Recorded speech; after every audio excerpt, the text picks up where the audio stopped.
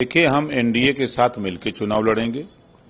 बातचीत दिल्ली नेतृत्व से जो राष्ट्रीय अध्यक्ष हैं और जो बिहार के संगठन मंत्री हैं, प्रदेश अध्यक्ष हैं, प्रभारी हैं, इन सब लोगों से बातचीत हमारी हो रही है और सब लोग एग्री हैं। चूंकि जो बाई इलेक्शन था, बाई इलेक्शन 4 सीटों पर था। तरारी ना तो कभी जदयू जीता ना कभी भाजपा जीती।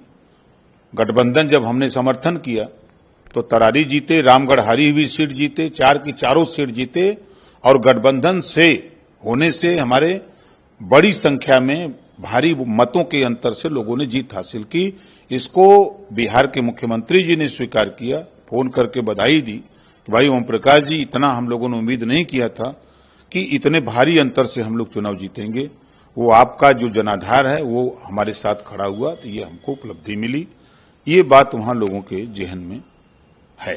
देखिए, हम दावेदारी तो हम लोग तैयारी 156 सीटों पर वहां करते रहे हैं।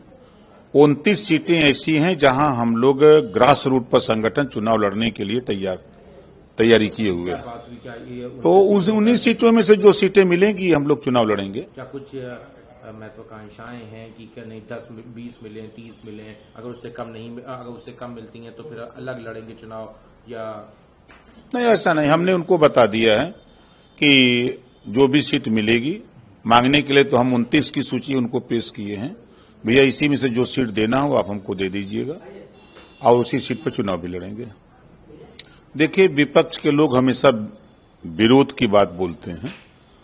पहली बार सेना को छूट मिली। आतंकवादी गतिविधियों में लिप्त पाकिस्तान और आतंकवाद से पूरी दुनिया में जो देश परेशान है, सारे लोग मिल करके आतंकवाद को खत्म करना चाहते हैं और विपक्ष के लोग चाहते हैं कि आतंकवाद जिंदा रहे और सिर्फ मुस्लिम वोट लेने के लिए ये लोग उन आतंकवादी देशों के साथ सुर में सुर मिलाते हैं और कोई बात नहीं है।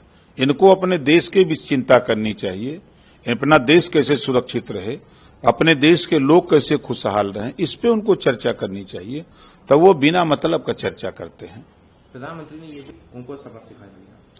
देखिए, जो मंशा प्रधानमंत्री जी की, वही मंशा पूरे देश के लोगों की और क्लियर कट पूरे देश ने, पूरी दुनिया ने देखा कि पाकिस्तान के अंदर 100 किलोमीटर अंदर घुस करके 9 आतंकवादी ठिकानों को ध्वस्त किया और महादेव ऑपरेशन जब हुआ तो देखा कि आतंकवादियों को मार गिराया गया।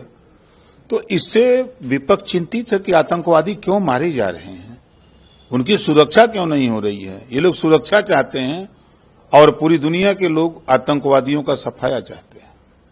तो ये विरोधी पार्टी के लोग अपने मन में बदलाव ले आवे। भाई, अगर राहुल जी के पास हिम्मत होती तो उनकी सरकार थी और सरकार में पिछड़ों को अधिकार दिलाने की हिम्मत आई, दलितों को अधिकार दिलाने की हिम्मत आई, मुसलमानों को अधिकार दिलाने की हिम्मत आई। दूसरे को तो कह रहे हैं आप में क्या हिम्मत आई।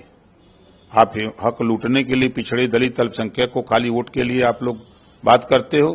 उनको हिस्सा कौन दिलाएगा? उनको बेहतर शिक्षा, स्वास्थ्य, रोजगार, नौकरी की बात जब टाइम आता है तो भूल जाते हो और चुनाव का टाइम आता है तो वोट के लिए याद आते हैं। जब किसी चीज के विरोध करना है तो लोग विरोध करते हैं, जबकि ना तो चीन ने कब्जा किया है। अगर कब्जा किया है तो उसको वो उजागर क्यों नहीं करते, खाली कहते हैं। कहने से नहीं होगा कि आप एक आंकड़ा प्रस्तुत करो कि इतना हेक्टेयर जमीन जो है फला जगह जब चीन ने कब्जा कर लिया है, ये तो नहीं बता पा रहे हो।